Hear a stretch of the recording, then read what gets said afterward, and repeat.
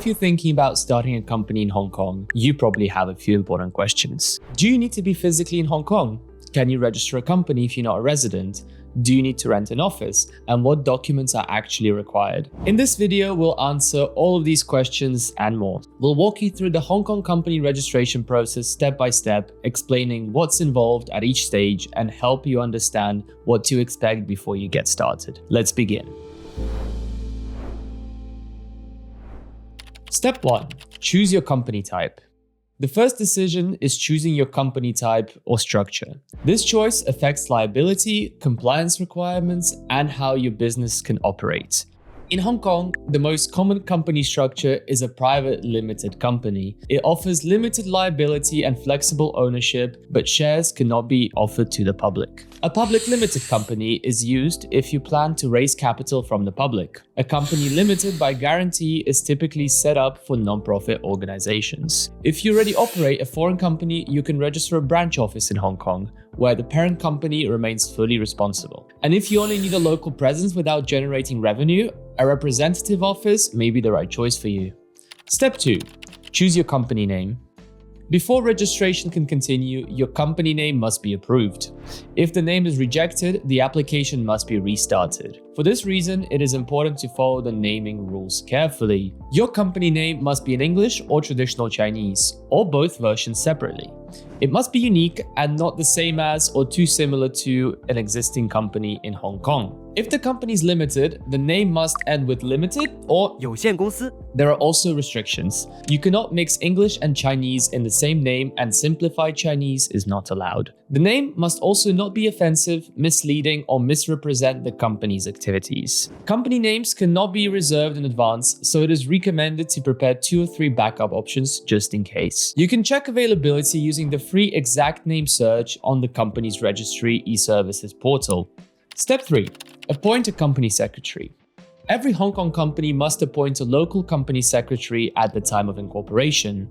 This is a legal requirement.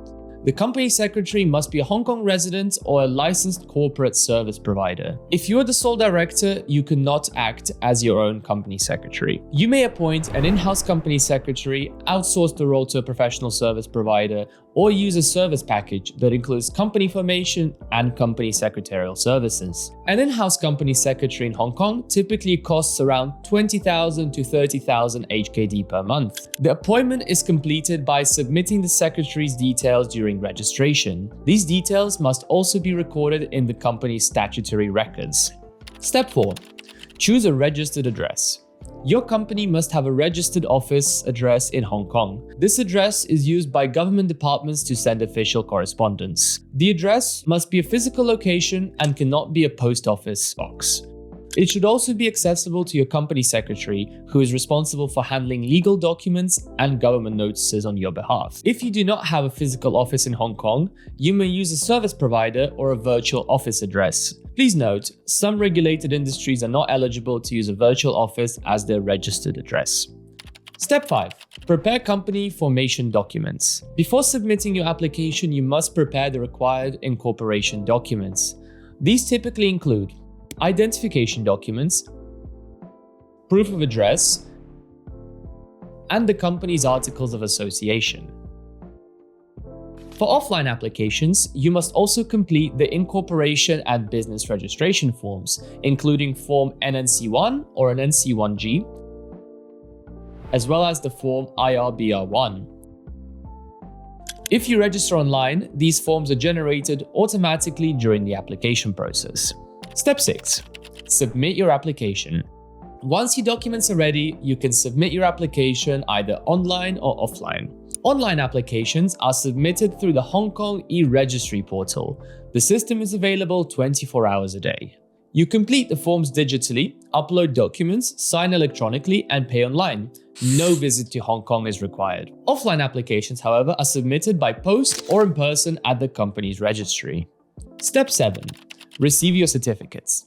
After approval, you will receive 2 official documents. If you apply online, the certificates are issued electronically, usually within 1 hour, and can be downloaded from the company's registry system. For in-person or mail applications, hard copies are typically delivered within 4 business days. Both electronic and paper versions have the same legal validity. The Certificate of Incorporation confirms that your company legally exists in Hong Kong and is used for activities such as opening a bank account or signing contracts. The Business Registration Certificate confirms that your company is authorized to operate and is used for tax purposes. It must be renewed every year or every 3 years based on your selected term and displayed at your place of business. So, how much does it cost?